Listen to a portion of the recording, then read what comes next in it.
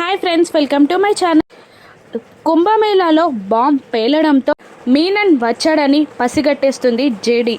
CM చుట్టూ ఉన్న JD team మొత్తం సీఎం కూతురికి సెక్యూరిటీగా సర్కిల్గా ఫామ్ అయిపోతారు.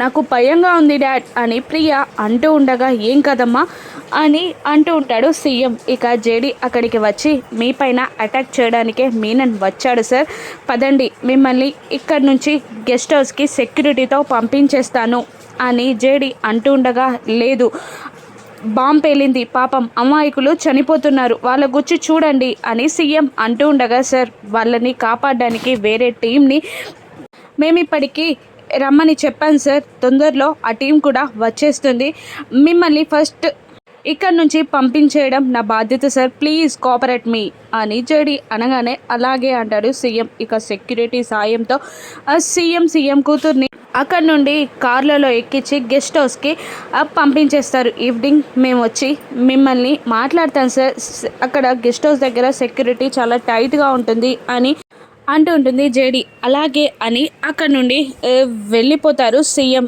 ఇక సీఎం కూతుర్ని కిడ్నాప్ చేయడానికి 10 లక్షల బహుమతిని మీనన్ ఆఫర్ చేసిన లాభం లేకుండా పోతుంది.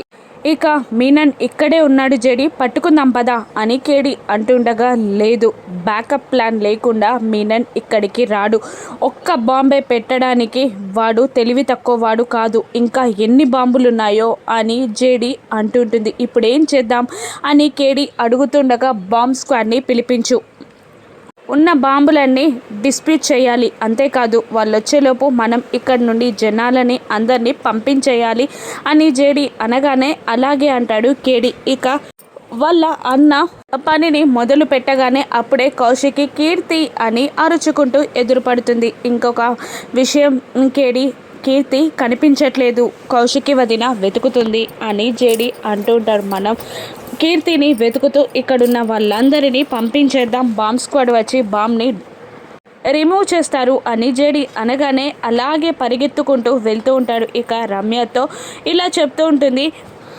జేడీ, కిరణ్ని మొత్తం టీం మొత్తాన్ని కీర్తి పాపని వెతకమని చెప్తుంది. ఇక వాళ్ళలా వెతుకుతూ ఉండగా కౌశికి సురేష్ ఎదురుపడతాడు. కౌశికి ఏమైంది అని సురేష్ అడుగుతుండగా, కీర్తి కనిపించట్లేదు, తప్పిపోయింది అని కౌశికి ఏడుస్తుండగా, ఎక్కడా అని అడుగుతూ ఉంటాడు సురేష్. గాడ్ దగ్గర అని చెప్పగానే, నేను అటు వెళ్తాను, మీరు ఇటు వెళ్ళండి మధు, కౌశికి జాగ్రత్త అని చెప్పి సురేష్ వెళ్ళిపోతాడు. అందరూ తల ఒక చోట వెతుకుతూ ఉంటారు. యువరాజ్, నిషి ఒకవైపు, కాచి ఒకవైపు, సురేష్, మధు, కౌశికి మరొక వైపు, జేడీ, కేడి మరొక వైపు, అంతా వెతుకుతూ ఉంటారు కీర్తి కోసం. ఇక మీనన్ మైక్లో మాట్లాడుతూ ఉంటాడు. హాయ్ జేడీ అని స్టార్ట్ చేసి, ఏంటి సీఎం కూతుర్ని తప్పించాను అని సంబరపడిపోతున్నావా, కానీ నేను ఇంకా ఇక్కడ చాలా బాంబులు పెట్టాను, ఇంకొక విషయం చెప్పనా నీకు, ప్రజల ప్రాణాలు కాపాడడానికి నువ్వు పరిగెడుతున్నావు కదా, రన్ జేడీ రన్, నిన్ను అలా పరిగెత్తించడం నాకు చాలా ఇష్టం అని మీనన్ అంటూ ఉంటాడు.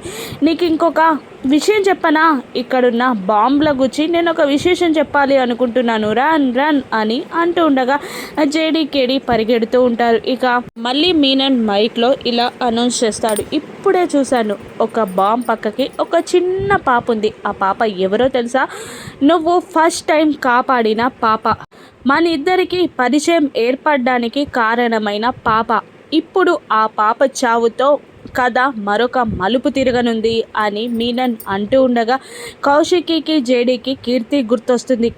కీర్తి గుచ్చే మీనన్ చెప్పేది అని కౌశికి అంటూ పరిగెడుతూ ఉంటుంది. ఇక జేడీ కేడి కూడా కీర్తిని వెతుకుతూ అక్కడ మానిటర్ చేయమని చెప్తూ ఉంటుంది. పాపం కీర్తి జనాల్లో పడిపోయి పడుతూ లేస్తూ ఒక బాంబ్ పక్కన కూర్చుంటుంది.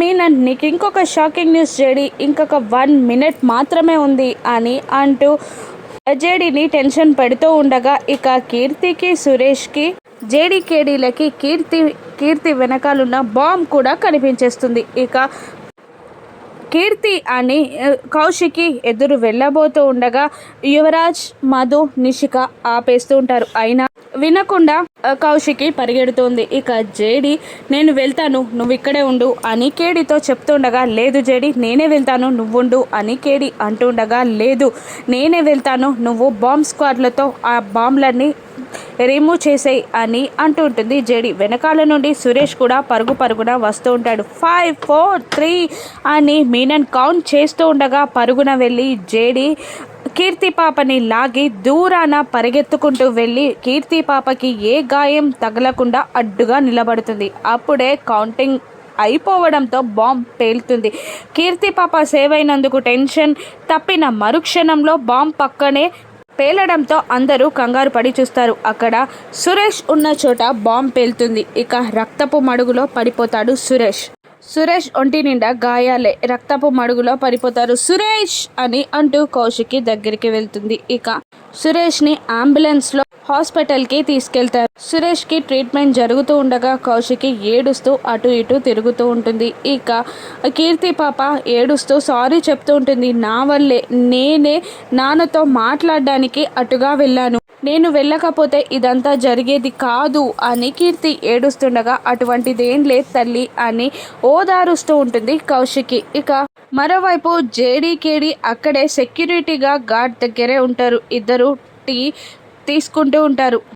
డాక్టర్ ఏమన్నారు, నా బావకి ఎలా ఉందంట అని కేడి అడుగుతుండగా అవుట్ ఆఫ్ డేంజర్ అన్నారు, కానీ ఇంకొక 24 hours అబ్జర్వేషన్లో ఉంచాలి అన్నారు. ఆ తర్వాత హైదరాబాద్ పంపించేస్తారంట అని చెప్తుంది జేడి. అమ్మయ్య అని అనుకుంటూ ఉంటాడు కేడి.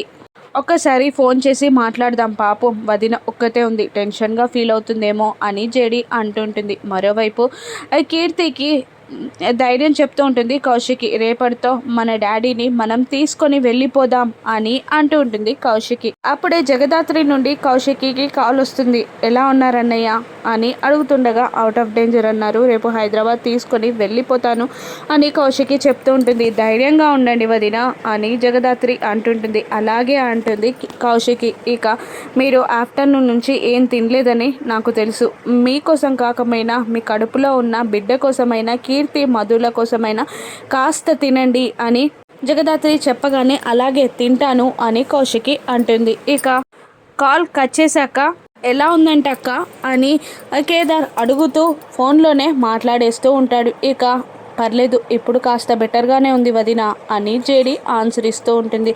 ఇంకా అయినా నువ్వు భోజనం పంపించేసావు కదా, తింటుందిలే అని కేడి అంటుండగా, నీకెలా తెలుసు అని జేడి అంటూ ఉంటుంది. ఎందుకు తెలియదు, నాన్న వాళ్ళ కోసం నువ్వెంత దూరమైనా వెళ్తావని తెలుసు, అమ్మలా ప్రేమిస్తావని తెలుసు, వారి ఆకలి పట్టించుకుంటావని కూడా తెలుసు, అన్నీ తెలుసు. నువ్వు కూడా ఏం తినలేదు కదా, ఇప్పుడు తిందాం పదా అని కేదార్ అంటుండగా, అలాగే అంటుంది జగదాత్రి. ఇక అప్పుడే మేఘన అన్న కేదార్ అన్న పిలుపు వినబడుతుంది.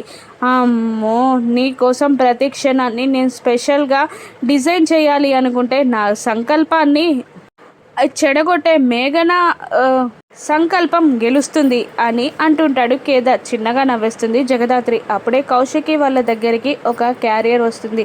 మేడం మీకే భోజనం అని అంటుండగా, ఎవరు పంపించారు అని అడుగుతుంది కౌశికి. జగదాత్రి మేడం పంపించారు, వాళ్ళ కొలీగ్స్ దగ్గర నుండి మీకు పంపించారు, మీరు ఒంటరిగా ఉన్నారని మీకు పంపించారు అని అనగానే మధు అందుకుంటూ, మన వాళ్ళు కాదంటారు కానీ చూసారా మన కోసం ఎంతలా ఆలోచిస్తారో అని మధు జగదాత్రి గురించి గ్రేట్గా మాట్లాడుతూ ఉంటుంది. కౌశికి అవును అన్నట్టు తల ఊపుతూ ఉంటుంది. మరోవైపు రమ్య, మేఘన, జగదాత్రి, కేదార్ అందరూ కలిసి లంచ్ చేస్తుండగా మేఘన ఈ కర్రీ బాగుంది కేదార్ వడ్డించుకో అని అంటుండగా, వద్దు అని కేదార్ అంటుండగా జగదాత్రి నవ్వేస్తుంది. కానీ బలవంతంగా తన ప్లేట్లో ఉన్న ఫుడ్ని కేదార్కి తినిపించేస్తుంది మేఘన. దాంతో కోపంగా చూస్తుంది జగదాత్రి. దాంతో పొలమారుతుంది కేదార్కి. అప్పుడు తన వాటర్ బాటిల్లోని వాటర్ని తాగిస్తూ ఉంటుంది మేఘన కేదార్కి. ఇంకా ఉరిమేలా చూస్తూ ఉంటుంది జగదాత్రి. ఇక మళ్ళీ మీనన్ నుండి సీఎం కూతుర్ని ఎలా కాపాడుతుందో జేడీ కేడి రాను ఎపిసోడ్స్లో చూద్దాం. Thank you for watching.